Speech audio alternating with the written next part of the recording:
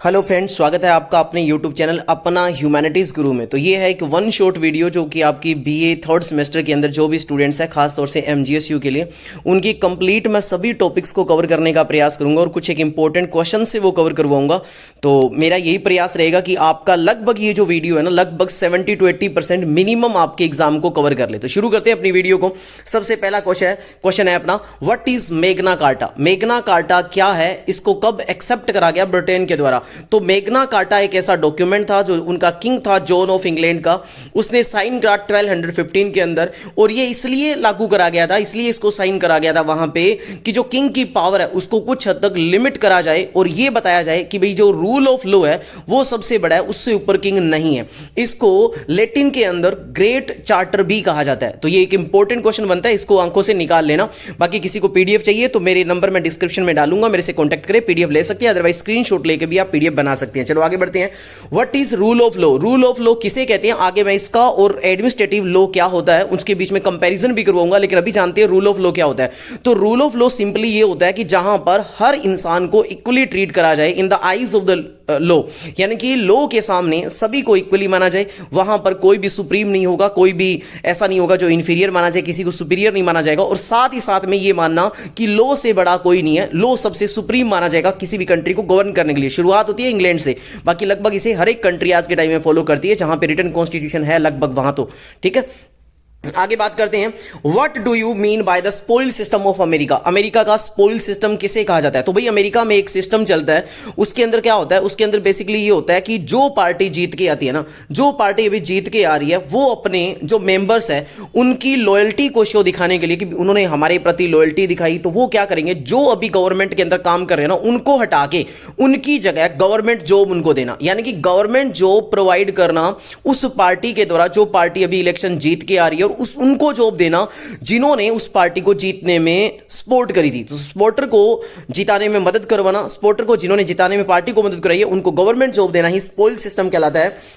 ये एक important question है, अभी आंखों से जरूर निकालना आप इसे। ठीक है, आगे बात करते हैं। ठीक है, और ये भी बता रखा है कि 19वीं सेंचुरी के अंदर जो प्रेसिडेंट थे एंड्रयू जैक्सन, उनके टाइम पीरियड में ये सबसे ज्यादा पॉपुलर हुआ था। तो ये बात भी आप अगर अंडरलाइन करके लिख दोगे ना तो आपके एग्जाम आपका जो क्वेश्चन है वो और ही ज्यादा अच्छा लगेगा।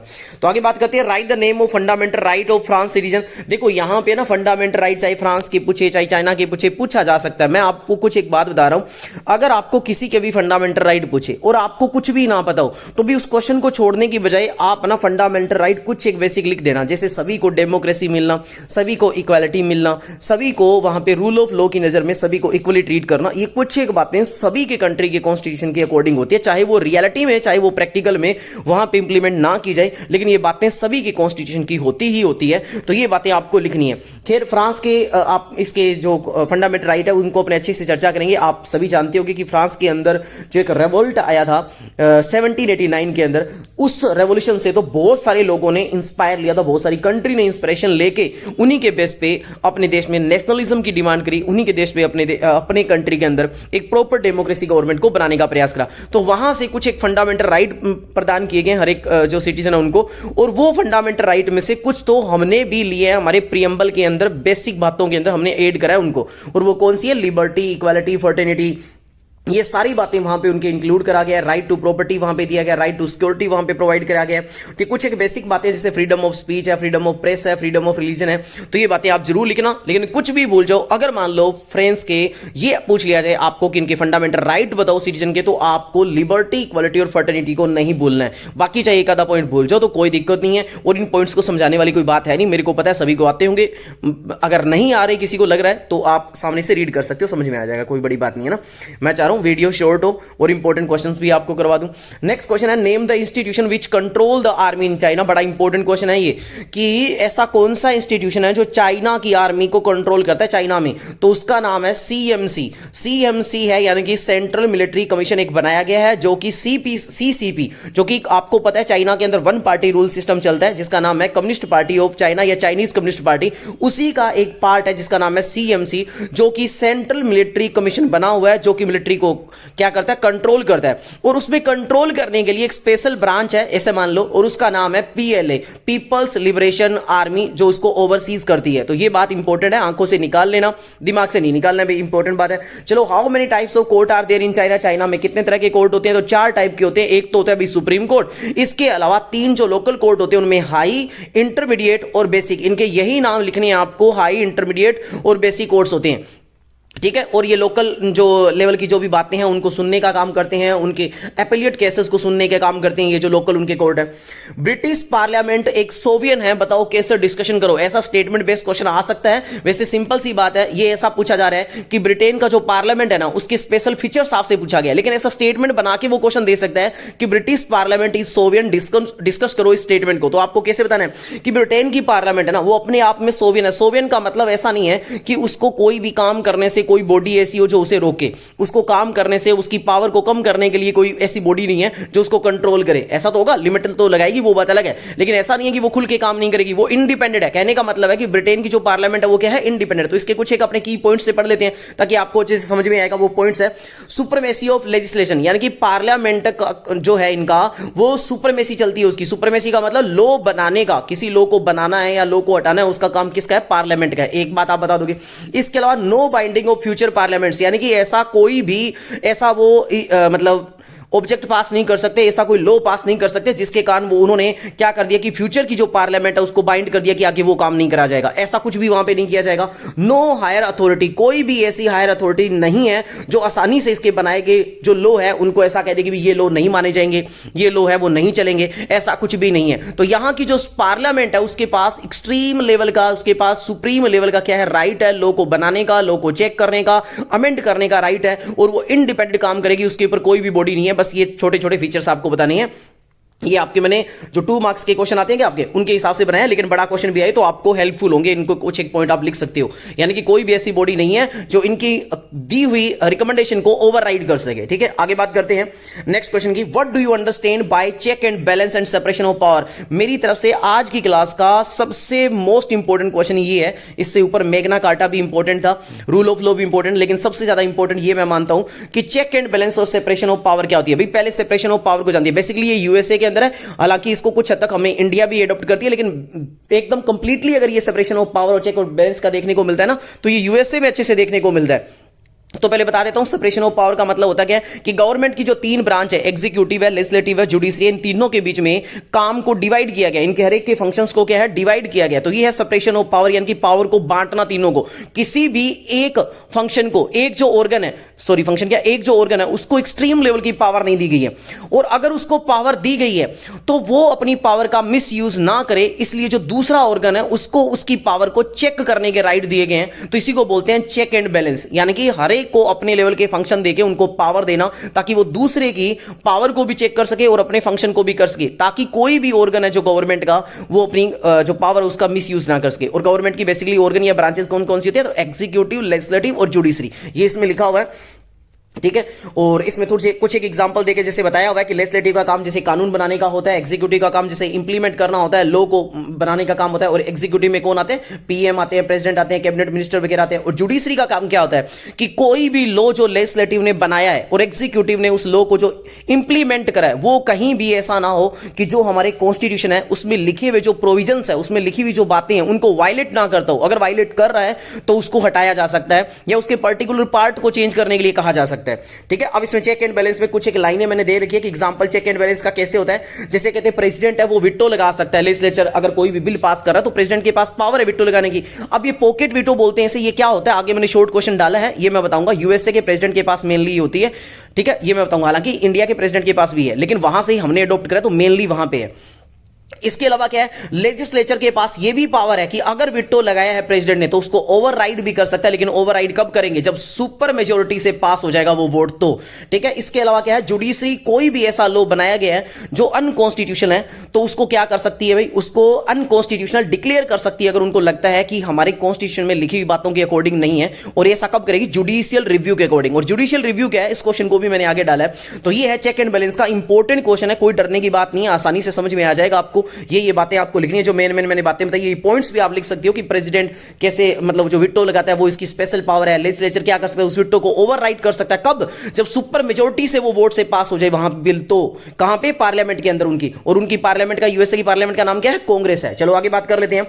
Explain the pocket veto of US president के पास जो पॉकेट विटो होती है उसे क्या कहते हैं। यार सिंपल सी बात, जब भी कोई बिल आएगा ना, पहले जो कांग्रेस है उनका, कांग्रेस माने यूएसए के दो हाउस होते हैं, आपको भी पता है पार्लियामेंट में हमारे दो हाउस है, अपर और लोअर, सेम वैसे ही दो हाउस है उनके, हाउस ऑफ रिप्रेजेंटेटिव और सीनेट। वहां से पास होने के बाद अगर उसको लॉ बनाना है बिल को, तो वो कहां जाएगा, प्रेसिडेंट के पास जाएगा, और प्रेसिडेंट उस पे बिना कोई साइन किए अगर अपने पास रख ले तो इसी को पॉकेट वीटो बोलते हैं। लेकिन ऐसा करने के लिए उसके पास सिर्फ 10 दिन का टाइम होगा। अगर 10 दिन से ज्यादा अगर वो ना साइन करता है, ना ही उस पर वीटो लगाता है, तो ये बिल पास हुआ माना जाएगा। ये बात आपको ध्यान रखनी है। अब इसमें लिखा हुआ है हाउ इट वर्क्स, ये वर्क करेगा कैसे, कि कांग्रेस कोई भी एक बिल भेजेगी प्रेसिडेंट के पास, प्रेसिडेंट के पास 10 दिन रहेंगे, या तो वो साइन करे या उसके ऊपर वीटो लगाए। If the president does nothing, अगर प्रेसिडेंट कुछ भी ऐसा नहीं करता है और कांग्रेस सेशन में रहती है, तो बिल ऑटोमेटिकली क्या हो जाएगा, बिना सिग्नेचर के पास हो जाएगा। तो ये बात आपको याद रखनी है, इसे कहते हैं पॉकेट वीटो या वीटो पावर। इसका कब यूज किया गया है, एक बार एग्जांपल भी मैंने डाला है, नीचे काफी कुछ लिख रखा है, आप चाहो तो इसको पढ़ लो, अदरवाइज इतना इंपॉर्टेंट है नहीं, क्योंकि 2 मार्क्स के क्वेश्चन में इतनी ज्यादा डिटेल नहीं लिखनी होती। लेकिन फिर भी किसी भाई बहन को पढ़ना चाहते हो कि यार कहीं ज्यादा मार्क्स में ना आ जाए, हमें लिखना है, तो आप पढ़ सकते हो, यहां से सारी बातें एकदम आसान लैंग्वेज में लिखी हुई है। पॉकेट वीटो का एक एग्जांपल यूएसए के प्रेसिडेंट थे जिनका नाम था फ्रैंकलिन डी रूजवेल्ट, जिन्होंने काफी हद तक इंपॉर्टेंट रोल प्ले करा था यूएन को बनाने के लिए। तो उन्होंने कहते एक बार ऐसा लगाया था, जब उनको लग रहा था कि जो पार्लियामेंट ने पास कराया, यानी कि कांग्रेस ने जो बिल पास कराया, वो कहीं ना कहीं कुछ एक जो वर्कर्स है उनको बेनिफिट ज्यादा दे रहा है, तो उन्होंने इसके ऊपर इसको ब्लॉक करने के लिए क्या लगा दिया, पॉकेट वीटो लगा दिया। तो ये बात भी आपको याद रखनी है कि एक तरह से क्या होता है कि पार्लियामेंट को डायरेक्टली अपोज नहीं करता है ना, तो उसको ब्लॉक करने का ही मकसद होता है उनको क्या, पॉकेट वीटो लगाना। तो ये वर्ड आप डाल सकते हो ऐसे सेम। आगे बात करते हैं, स्विट्जरलैंड कहते हैं एक होम है डायरेक्ट डेमोक्रेसी का, इस स्टेटमेंट को एक्सप्लेन करो। डायरेक्टली आपसे सिंपल यही पूछा गया है कि स्विट्जरलैंड के अंदर डायरेक्ट डेमोक्रेसी चलती है, उसके फीचर्स आपको बताने हैं। ठीक है, यहां पे बस स्टेटमेंट बेस पे पूछ लिया, तो कोई भी स्टेटमेंट आए उससे डरना नहीं है। जब भी स्टेटमेंट डाल के ऐसा पूछा जाए ना, तो समझ लो उसकी फीचर्स, उसके कैरेक्टरिस्टिक्स ही पर्टिकुलर चीज की आपसे वो पूछने का प्रयास कर रहा है। यहां पे स्विट्जरलैंड में चेक कर लेना, डी नहीं लगाया मैंने।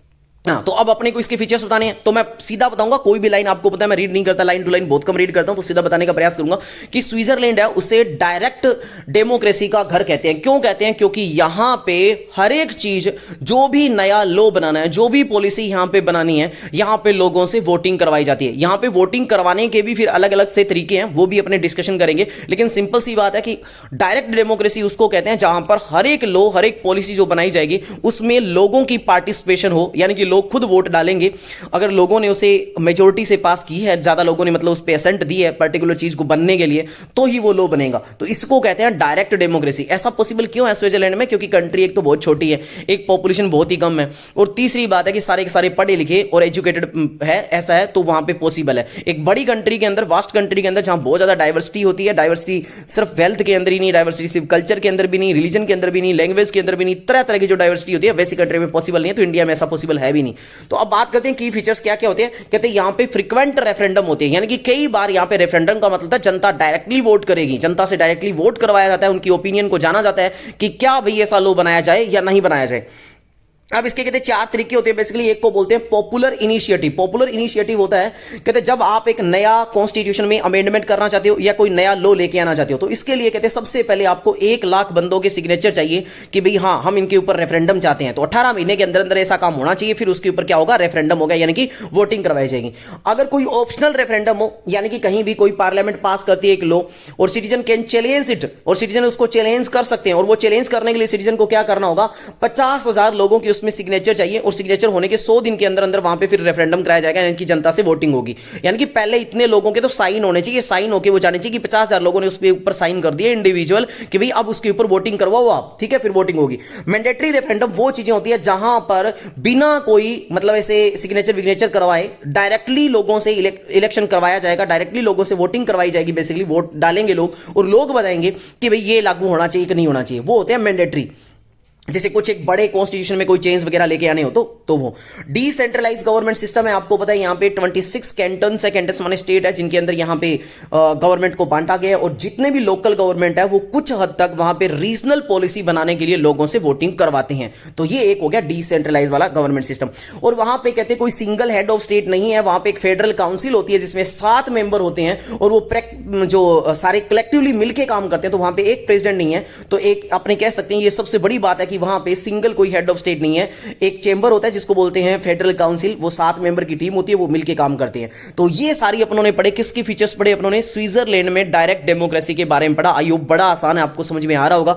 फिर भी कोई कमी शमी लगे तो थोड़ा सा यार फास्ट करने का प्रयास करवा रहा हूं, आप इसको रीड करके भी देख सकते हो, आपको समझ में आ जाएगा। मेरा मकसद ये है कि बस आपको इंपॉर्टेंट क्वेश्चंस दे पाऊं ताकि आपकी कुछ हद तक हेल्प हो पाए। एक क्वेश्चन है important, the British constitution is the child of wisdom and change, examine the statement. कहते ब्रिटिश कॉन्स्टिट्यूशन है वो चाइल्ड ऑफ विजडम कहलाता है, और चेंज का कैसे कहलाता है, यानी कि ब्रिटिश कॉन्स्टिट्यूशन को ना एकदम नहीं बनाया गया, इसको धीरे धीरे प्रैक्टिकली बनाया गया कि हिस्टोरिकली वहां पे क्या क्या इवेंट्स हो रहे हैं, उनके बेसिस पे, उन एक्सपीरियंस के बेसिस पे जो इनका कॉन्स्टिट्यूशन है उसको डेवलप करा गया। वैसे तो आपको पता है इनका कॉन्स्टिट्यूशन रिटर्न नहीं कहलाता, क्योंकि एक छोटे छोटे डॉक्यूमेंट्स तो है कई सारे, लेकिन एक पर्टिकुलर जो बड़ा डॉक्यूमेंट होता है उस फॉर्म में ब्रिटेन का कॉन्स्टिट्यूशन नहीं है। लेकिन कहते हैं ये बड़ी ही सावधानी से, बड़ा ही सोच समझ के बनाया गया है। यहाँ पे हर एक इवेंट यहाँ पे जो हुई है वो देखा गया, हर एक जो कन्वेंशन यहाँ पे साइन करी गई है, मतलब जो ट्रीटीज है, जो एग्रीमेंट्स है साइन करे गए हैं, उनको ध्यान में रख के इनका कॉन्स्टिट्यूशन को बनाया गया। इसीलिए इनको क्या कहता है, child of wisdom and change. तो ये बातें मैंने आपको शॉर्ट में तो बता दी, अब मैं आपको थोड़ा सा पढ़ के भी बता देता हूं कि wisdom in the British constitution में क्यों कहा जाता है, क्योंकि हिस्टोरिकली डेवलप हुआ है ये, ऐसा नहीं है कि एकदम ही बना दिया गया। जैसे कि कुछ की मूवमेंट्स यहां पे आए, जैसे मेगना कार्टा आया, एक कुछ बातें वहां से इन्होंने ली, बिल ऑफ राइट इनके आया 1689 में, कुछ बातें वहां से ली। तो हिस्टोरिकली ये इवॉल्व हुआ है, ऐसा नहीं है कि एकदम में इवॉल्व हो गया। और वैसे भी वो कंट्री है यार जिसने लगभग सारे कॉन्टिनेंट पे, सारी कंट्री पे रूल करा है, तो उन्होंने हर चीज को अच्छे से ऑब्जर्व करा है कि कैसे कैसे कौन कौन सी चीजों की डिमांड हो रही है, उसके हिसाब से को बनाया गया। कॉमन लॉ एंड पार्लियामेंट्री सोवेरेनिटी के हिसाब से बनाया गया, यानी कि यहां पे देखा गया कि हमारा कॉमन लॉ सिस्टम कैसा होना चाहिए, और हमारा जो पार्लियामेंट्री सोवियन है उसको ध्यान में रखें, क्योंकि यहां पे अभी अपने क्वेश्चन पढ़ के आया ना कि इनका पार्लियामेंट क्या है, सोवियन है, मतलब इंडिपेंडेंट है। तो उसके हिसाब से यहां पे हर एक चीजों को ध्यान में रखा गया है। इंस्टीट्यूशनल स्टेबिलिटी को ध्यान में रखा गया कि यहां पर सबसे बड़ी बात यह है कि इनका जो इंस्टीट्यूशन है ना यूके का, वो कभी भी अनस्टेबल नहीं था। अनस्टेबल का मतलब जैसे अपनों ने देखा होगा कि फ्रांस के अंदर रिवोल्ट किया था उन्होंने 1789 में, जिसको अपने फ्रांस रेवोल्यूशन के नाम से जानते हैं। वैसे रशिया के अंदर भी रेवोल्यूशन आया था, आपको पता है, ऐसा बहुत सारी कंट्री में आया है ना, लेकिन फ्रांस के इसमें यूके के अंदर ऐसा कभी नहीं है। यूके के अंदर एक बैलेंस रहा है हमेशा सिस्टम, मोनार्की का, पार्लियामेंट का, इनको बैलेंस करके, क्योंकि यार ये सबसे समझदार कंट्री मैं मानता हूं, क्योंकि ऐसे ही थोड़ी ना इसने इतनी कंट्री पे रूल करा है। तो इन्होंने कहते हैं एक बैलेंस सिस्टम को चलाया, तो उसके हिसाब से ही इन्होंने अपने जो कॉन्स्टिट्यूशन में बातें लिखी है वो उनके हिसाब से ही लिखी है। अनरिटन है लेकिन फंक्शनल है। इनका कॉन्स्टिट्यूशन का कोई एक, आपको मैंने शुरुआत में बता दी थी कि एक ही कोई आपको बड़ा सारा डॉक्यूमेंट नहीं मिलता, जैसे इंडिया का मिलता है, जैसे यूएसए का मिलता है, जैसे बहुत सारी बाकी कंट्रीज का मिलता है, ऐसा इनका नहीं है। लेकिन छोटे छोटे डॉक्यूमेंट्स है, और वो डॉक्यूमेंट्स कैसे बनाए गए हैं कि जो भी यहाँ पे कन्वेंशन साइन करेगी, जो भी लीगल यहाँ पे प्रिंसिपल्स लाए गए, जो भी यहाँ की इंस्टीट्यूशनल मेमोरी, इन्होंने ध्यान रखा कि पास्ट में हमने ऐसे ऐसे काम किया तो हमारे सामने ये अड़चनी आई, उन सबको ध्यान में रखे हुए इन्होंने कॉन्स्टिट्यूशन को इवोल्व किया। इवोल्व का मतलब होता है ये अभी भी चल रहा है, अभी भी ये चेंज हो रहा है, अभी भी इसमें ग्रोथ हो रही है। इस तरह से इनके कॉन्स्टिट्यूशन के बारे में बातें हैं ना। तो ये आगे कुछ एक बातें मैंने लिखी है, change in the British constitution में क्या क्या चेंज हुआ है। तो ये है डेमोक्रेटाइजेशन के बेस पे इन पे काम किया गया है, डेवोल्यूशन के बेसिस पे इन पे काम हो रहा है, यानी कि कई सारी चीजें डिवोल्व हुई है, जैसे स्कॉटलैंड है, वेल्स है, नॉर्थ आयरलैंड है। इनको ये सारी चीजें क्यों लिखी हुई है यहाँ पे, क्योंकि जब हम बात करते हैं ना यूनाइटेड किंगडम की, तो वहां पे इन कंट्रीज के पार्ट भी उनमें इंक्लूड है। जब हम बात करें इंग्लैंड की खाली, तो इंग्लैंड अकेला है, ठीक है। तो लीगल रिफॉर्म्स यहाँ पे आएंगे, जैसे ह्यूमन राइट एक्ट इनमें 1998 में आया। इनमें कौन कौन से रिफॉर्म एक्ट आएंगे डेमोक्रेसी के रिगार्डिंग, वो एक्ट भी आप लिख सकते हो, थोड़ी बातें की 1832 में आया, 1867 में आया। इनसे सारी बातें इन्होंने सीखी कि भी वोटिंग राइट कैसे मिलना चाहिए, कैसे पूरी सोसाइटी को हमें इंक्लूड कैसे करना चाहिए, ये सारी बातें इन्होंने ली है। इसके अलावा सबसे बड़ी बात है, इन्होंने हाल ही में इन्होंने ईयू, यूरोपियन यूनियन एक बना हुआ है इनका यूरोप का, उसको एग्जिट करा है 2016 के अंदर, ब्रिटेन ने उसे छोड़ दिया है। तो वहां से भी अपने को पता चल रहा है कि ये अपने कॉन्स्टिट्यूशन में देखो किस तरह से चेंज लेके आ रहे हैं, क्योंकि इनको कहीं ना कहीं लगा कि भाई अगर हम ईयू के पार्ट अगर हम रहे तो कहीं ना कहीं जो हमारी सोवेरिटी है ना वो एक प्रॉपर तरीके से नहीं रह रही है, क्योंकि ईयू कुछ कंट्रीज का ग्रुप है जो आज के टाइम में 27 कंट्रीज का ग्रुप है जिनकी एक कॉमन करेंसी होती है जिसको बोलते हैं यूरो। तो इन्होंने इनको छोड़ दिया और वो भी लोगों से वोटिंग करवाएगी, रेफरेंडम करवाएगा, तो उस परसेंट में लोगों ने चाहा कि भाई इनको छोड़े तो छोड़ दिया। तो इस हिसाब से अभी भी कॉन्स्टिट्यूशन को ये क्या कर रहे हैं, इवॉल्व कर रहे हैं। तो ये एक सोच समझ के अपने कॉन्स्टिट्यूशन को बना रहे हैं, कौन सी कन्वेंशन, कौन सी ट्रीटी, कौन से प्रिंसिपल को साइन करा गया, कब उनके मैग्ना कार्टा आया, कब इनके बिल ऑफ राइट आया, कब इन्होंने ह्यूमन राइट के लिए काम करा, कब इन्होंने डेमोक्रेसी के लिए कौन कौन से एक्ट पास करे। इन बातों को आप थोड़ा सा लिख देना, आपके आंसर में नंबर नहीं कटेंगे। मेन बातें आनी चाहिए यार एमजीएसयू में, तो बाकी तो कुछ मर्जी कर दो। और नीचे कंक्लूड कर देना अगर बड़ा क्वेश्चन हो तो, इससे आपका आंसर और अट्रैक्टिव और इफेक्टिव लगता है।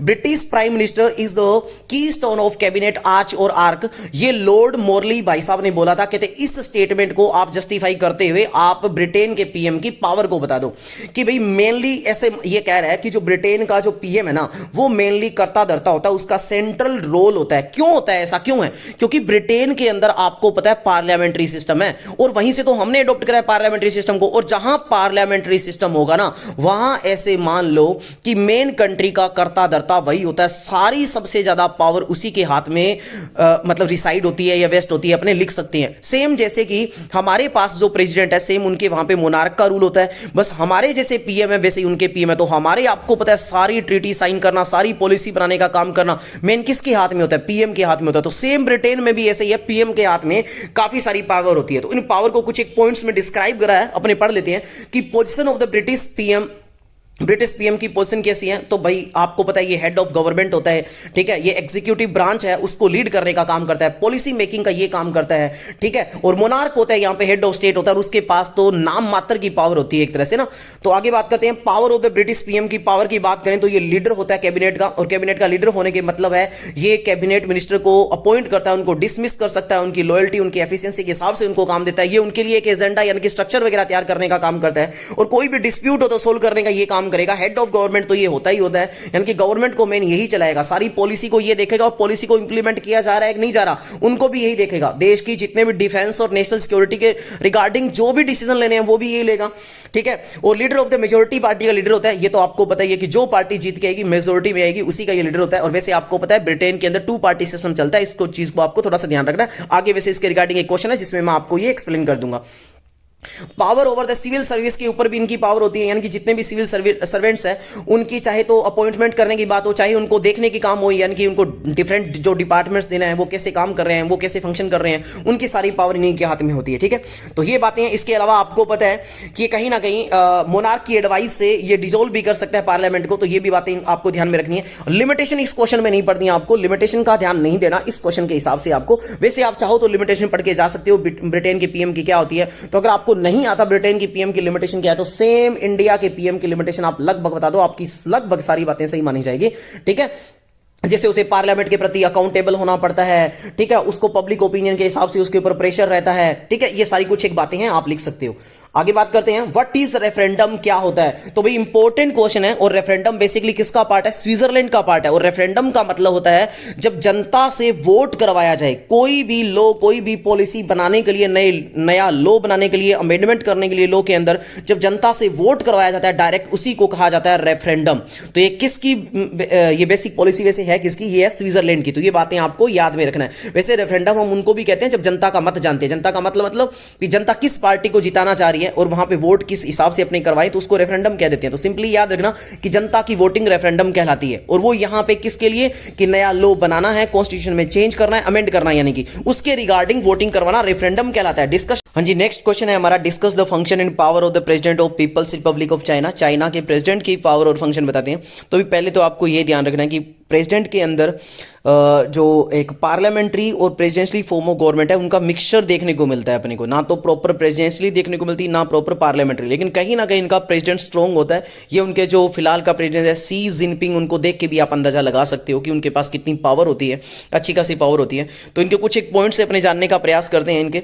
तो सबसे पहले है लीगल बेसिस। तो लीगल बेसिस की बात करें तो इनके कहते हैं फंक्शन और पावर को जो डिस्कशन करा गया है उनके कॉन्स्टिट्यूशन में, वो आर्टिकल नंबर 79 से लेकर 84 के अंदर बताया गया, जो उनका नया कॉन्स्टिट्यूशन बनाया गया अमेंडमेंट करके 1982 का। तो इसको बात को आपको ध्यान रखना। और ये बात अगर आपने लिख दी ना तो एग्जाम में सोच के देखो कितना बड़ा इंपैक्ट पड़ेगा कि आपको आर्टिकल भी पता है उनके ना। तो ये अच्छी बात है। आगे बात करते हैं फंक्शन इन पावर की बात करें तो हेड ऑफ स्टेट होता है, ठीक है, ये डिप्लोमेटिक अफेयर वगैरह को देखता है, इंटरनेशनल रिप्रेजेंटेशन करने का काम यही करता है, यानी कि जितने भी अम्बेसडर को अपॉइंट करना है या अम्बेसडर को हटाना है या इंटरनेशनल ट्रीटीज साइन करनी है तो वो कौन करेगा, प्रेसिडेंट करेगा। अपॉइंटमेंट और डिसमिसल पावर की बात करते हैं तो ये अपॉइंट किनको इनको करता है, तो ये अपॉइंट करता है प्रीमियर को, यानी कि president nominate the premier of the State Council, यानी कि हेड ऑफ गवर्नमेंट जो होता है उसको अपॉइंट करता है। और but the National People's Congress must approve, यानी कि जो सिंपल आपको खाली इतना याद रखना है कि ये जो प्रेसिडेंट है वो नॉमिनेट किसको करता है, प्रीमियर को नॉमिनेट करता है, किसके बंदे को, स्टेट काउंसिल को, ठीक है, ऑफ द स्टेट काउंसिल के बंदे को ये अपॉइंट करता है। हालांकि उसके लिए कहते हैं अप्रूवल चाहिए उसको, और किसकी अप्रूवल चाहिए, एनपीसी की, और एनपीसी क्या होता है, नेशनल पीपल्स कांग्रेस की अप्रूवल चाहिए। इसके अलावा कुछ एक की ऑफिशियल्स को ये किन किन को अपॉइंट करता है, तो ये वाइस प्रीमियर हो गए, उनको अपॉइंट करता है, ठीक है, और जो मिनिस्टर है उनको अपॉइंट करता है, और जितने भी हाई रैंकिंग के ऑफिशियल्स हैं ना उनको अपॉइंट करता है। तो ये बातें ना कुछ हद तक सेम है। अगर आपको कभी तुक्का भी मारना पड़ जाए, मान लो किसी के प्रेसिडेंट की पावर पूछी जाए, तो यार लगभग सभी की सेम होता है कि वो ये बातें जो होती है कि हायर रैंकिंग जो ऑफिशियल है इनको अपॉइंट करने का काम करता है, ठीक है, और जो हेड ऑफ स्टेट होता है ये तो लगभग हर एक कंट्री में होता ही होता है ना, प्रेसिडेंट जहां पे होएगा वो हेड ऑफ स्टेट तो होएगा ही होएगा। तो कुछ एक बातें सेम होती है। ये बातें अगर आपको किसी का भी पूछा जाए आप लिख दोगे ना तो कुछ पॉइंट तो आपके धक्के से ही सही हो जाएंगे, चाहे आपको ना पता हो। लेजिस्लेटिव पावर की बात कर लेते हैं इनकी, तो प्रोमulgation ऑफ लॉ, यानी कि ये साइन करते हैं लॉ के, मतलब जो भी लॉ इनका आ रहा है स्टैंडिंग कमेटी जो इसको देती है उसके ऊपर साइन करेगा तभी वो लॉ बनेगा ना, पॉलिसी या बिल, तभी वो लॉ बनेगा। तो ये अच्छी बात है। इसके अलावा मिलिट्री पावर में ये सभी का एक कॉमन पॉइंट है, चाहे इंडिया के प्रेसिडेंट की बात कर लो, चाहे इनके प्रेसिडेंट की बात कर लो, या लगभग किसी और कंट्री के प्रेसिडेंट की भी बात कर लो, तो वहां पे वो क्या होता है, कमांडर इन चीफ होता है, यानी कि प्रेसिडेंटली कहीं ना कहीं नॉमिनल हेड होता है किसका, जो आर्म्ड फोर्स होती है उनका।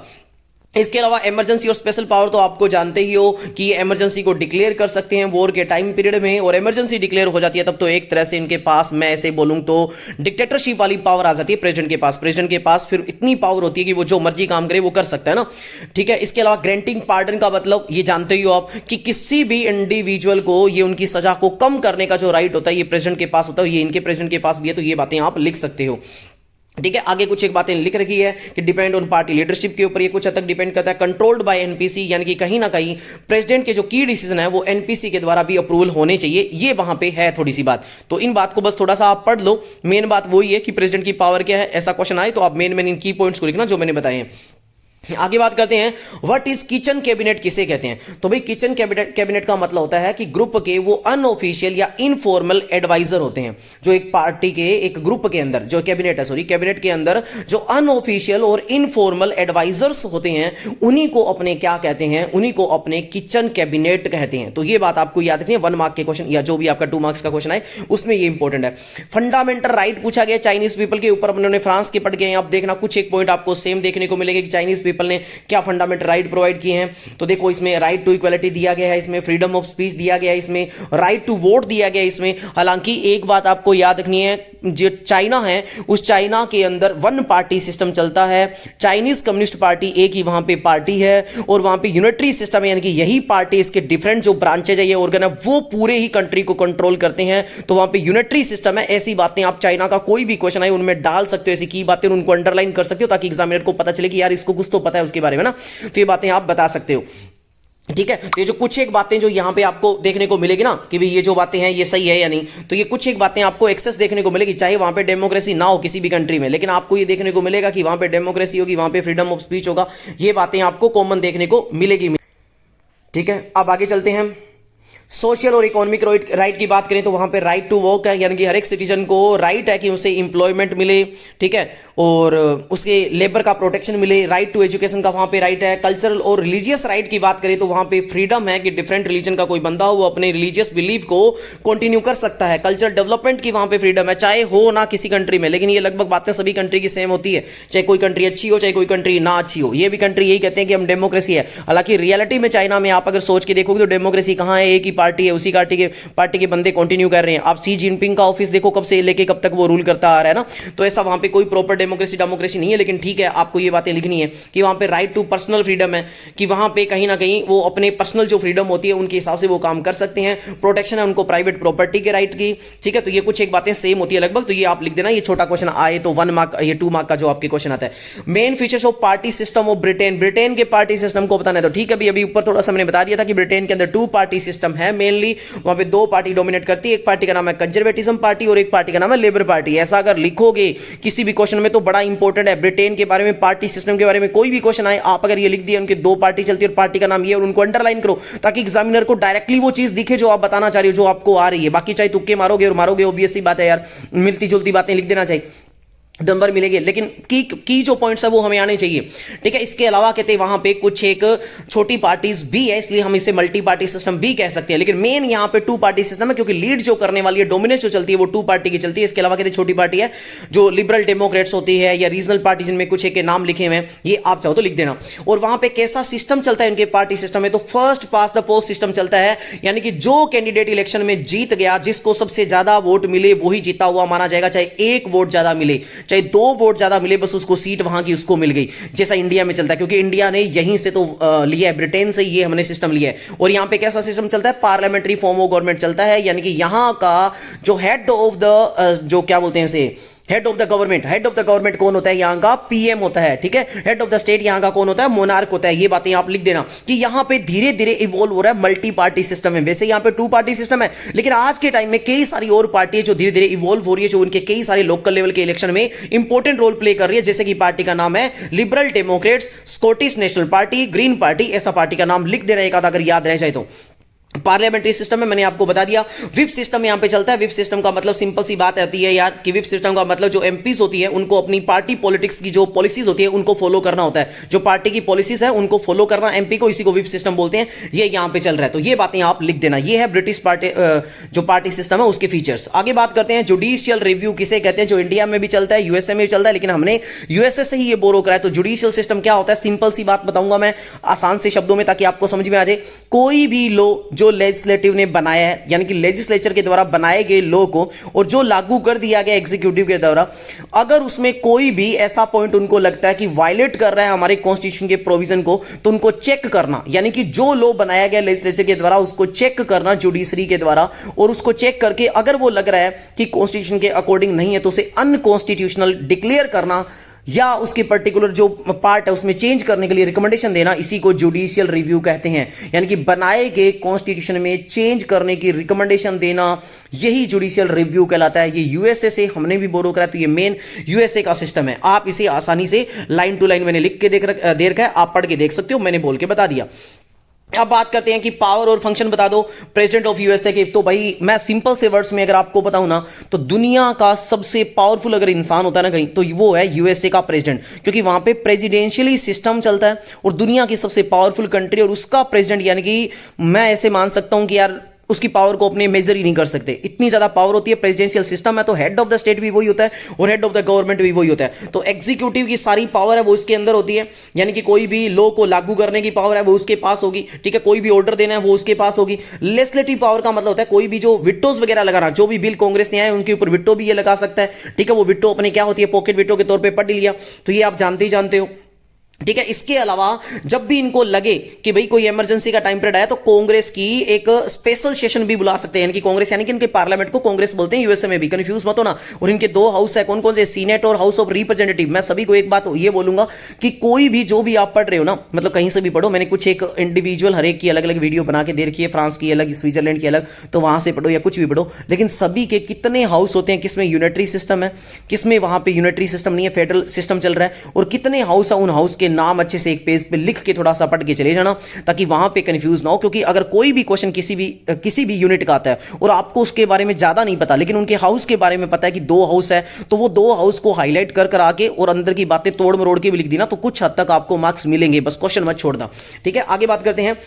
जुडिशियल पावर के तौर पे देखें तो भाई इनके पास ये पावर है कि ये क्या करेंगे, अगर कोई भी ऐसा इंडिविजुअल है जिसको कोई भी सजा दी गई है तो उसकी पनिशमेंट को पार्डन करना या रिप्राइव करने का पावर इनके पास होता है। डिप्लोमेटिक पावर तो भाई है ही है इनके पास। क्या ये डिप्लोमेटिक पावर आप लगभग सभी में लिख सकते हो, जहां जहां प्रेसिडेंट की बात हो लगभग सभी में कुछ हद तक ही होती है कि अम्बेसडर को जो अपॉइंटमेंट होती है वो या तो प्रेसिडेंट के साइन से होती है, और जहां पे प्रेसिडेंशियली फॉर्म ऑफ गवर्नमेंट है वहां तो प्रॉपर कंट्रोल ही उसी का होता है। तो अम्बेसडर को लगाना या डिप्लोमेटिक रिलेशन साइन करना, यानी कि किसी कंट्री से कौन सी ट्रीटी साइन करना, तो वो किसके नाम से होती है, वो प्रेसिडेंट के नाम से होती है, प्रेसिडेंट यूं नहीं करता है। और साथ ही साथ में इनका एक इंपॉर्टेंट पॉइंट आने वाला है मिलिट्री पावर में, आ गया वो क्या, कमांडर इन चीफ होता है यूएस आर्म्ड फोर्सेस का, और ये लगभग आप सभी के अंदर लिखोगे ही लिखोगे।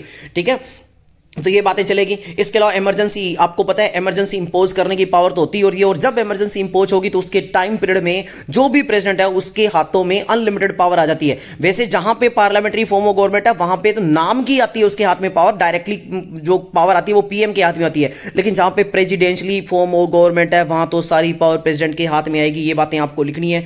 कुछ एक फंक्शन लिखना चाहो तो भाई फंक्शन वही आप सारे फंक्शन लिख सकते हो कि ये चीफ एग्जीक्यूटिव होता है, यानी कि मेनली लॉज बनाना, उनको इंप्लीमेंट करवाने का काम एग्जीक्यूटिव ही करती है, लॉ को इंप्लीमेंट करवाने का काम। और लेजिस्लेचर के तौर पे ये कहीं ना कहीं लॉ मेकिंग पॉलिसी को इफेक्ट करने का काम करता है। चीफ डिप्लोमेट होता है, यानी कि कौन सी कंट्री के साथ कैसा रिलेशन बनाना है यही बनाने का काम करेगा। कमांडर इन चीफ होता ही होता है, तो मिलिट्री ऑपरेशन करना, नेशनल डिफेंस के लिए काम करना, उनको डायरेक्ट करना, उनको रेगुलेट करने की सारी पावर लगभग इसके हाथ में होती है। चीफ ऑफ पार्टी होता है, ठीक है, पार्टी को ये लीड करता है, और एग्जीक्यूटिव का तो ये हेड होता ही होता है। तो ये बात लिख देना, कर्ता धर्ता मेन एग्जीक्यूटिव होता है यहां पे, ठीक है, ये बातें लिख देना। अब है व्हाट इज इंपीचमेंट है क्या, और यूएसए के अंदर इंपीचमेंट की प्रोसेस क्या। मैंने ये इंपीचमेंट की प्रोसेस यहां पे डालना भूल गया हूं, अभी जस्ट देखा मैंने, थोड़ा सा आपको बता दूंगा, लेकिन आप पढ़ लो पहले। इंपीचमेंट का मतलब होता है यूएसए के जो प्रेसिडेंट है उसको हटाना कैसे है, उसको हटाने के रिगार्डिंग जो प्रोसेस आती है उसे इंपीचमेंट कहते हैं। प्रेसिडेंट को हटाने के लिए जो प्रोसेस लाई जाती है, क्यों हटाया जाता है, अगर लग रहा है कि प्रेसिडेंट है वो कहीं से मिसबिहेव करके काम कर रहा है, कहीं से मतलब उसका जो काम करने का तरीका है वो इफेक्टिव नहीं है, वो करप्टेड तरीके से काम कर रहा है, वो कोई ब्राइब वगैरह लेने का काम कर रहा है, तो उसे हटाने के लिए यह प्रयास किया जाता है। यूएसए के अंदर हाउस ऑफ प्रेसिडेंट में सबसे पहले इंपीचमेंट की प्रोसेस की शुरुआत होती है, जहां पे यूएसए में जो हाउस ऑफ रिप्रेजेंटेटिव है उसमें ये सिंपल मेजोरिटी से पास होना चाहिए, यानी कि 51% वोटिंग से ये पास होना चाहिए। उसके बाद वहां पे एक ट्रायल जज मिलेगा, मतलब एक बिठाई जाती है जहां पे सुप्रीम कोर्ट का जज भी होगा और वो बैठा होगा, और साथ ही साथ में यहां पे डिसीजन का राइट होता है वो हाउस ऑफ रिप्रेजेंटेटिव सीनेट के मेंबर के पास दिया जाएगा। और जो प्रेसिडेंट है वो यहां पे अपना लॉयर भी अपॉइंट कर सकता है। उसके बाद सीनेट में जाएगा, जब यहां से ये ट्रायल में क्या होता है, पास होता है नहीं होता, उसके बाद सीनेट पे जाएगा, और सीनेट में 2/3 से अगर ये पास हो गया तो इंपीचमेंट प्रोसेस लागू हो जाएगी, प्रेसिडेंट को हटा दिया जाएगा। तो प्रेसिडेंट को हटाना इतना आसान नहीं है, लेकिन थोड़ी सी प्रोसेस को याद रखना। सबसे पहले हाउस ऑफ रिप्रेजेंटेटिव में आया जाता है, वहां पे सिंपल मेजॉरिटी से पास होता है। बाकी बात बीच वाली ना याद रहे तो कोई दिक्कत नहीं, बात लिखना कि सीनेट में 2/3 से पास होता है, तब जाके काम होता है ये। इंडिया में ऐसा नहीं है, इंडिया में थोड़ा सा चेंज है, वो अभी मैं बताऊंगा नहीं, बाकी कभी बाद में बात करेंगे। Salient features of Swiss constitution का सेलिएंट फीचर्स बताओ तो भाई स्विट्जरलैंड के कॉन्स्टिट्यूशन के क्या सेलिएंट फीचर की बात करें यार, सीधी बात है, डायरेक्ट डेमोक्रेसी यहां पे दिया गया है, फेडरल स्ट्रक्चर है, यहां पे 26 कैंटन्स में इसको बांटा गया और हर एक की वहां की फेडरल लेवल की गवर्नमेंट बनती है। डायरेक्ट डेमोक्रेसी वहां पे सबसे बड़ी इसकी पॉइंट यही है कि यहां पे डायरेक्ट डेमोक्रेसी चलती है यहां पे, और डायरेक्ट डेमोक्रेसी को मैंने अच्छे से आपको एक्सप्लेन कर दिया है। सबसे बड़ा बात एक और जो अलग से भी पूछा जा सकता है क्या, कि स्विट्जरलैंड का कॉन्स्टिट्यूशन रिजिड है, इसको एक्सप्लेन करो। तो ये बात याद रखना कि स्विट्जरलैंड का कॉन्स्टिट्यूशन है वो रिजिड है, यानी कि इसमें अमेंडमेंट करना इतना आसान नहीं है। यहां पे पार्लियामेंट्री अप्रूवल के साथ साथ पॉपुलर वोट भी चाहिए, यानी कि लोगों से भी वोटिंग करवाई जाती है तब जाके चेंज होता है। तो इसलिए यहां का जो कॉन्स्टिट्यूशन में चेंज करना है वो टफ होता है। और वो कैसे चेंज करा जाता है, तो उसकी 4 मेथड से चेंज करा जाता है, वो ऊपर के मैंने क्वेश्चन में एक्सप्लेन कर दिया। तो क्वेश्चन कैसे भी पूछा जाए आप कर दोगे। चलो आगे बात करते हैं।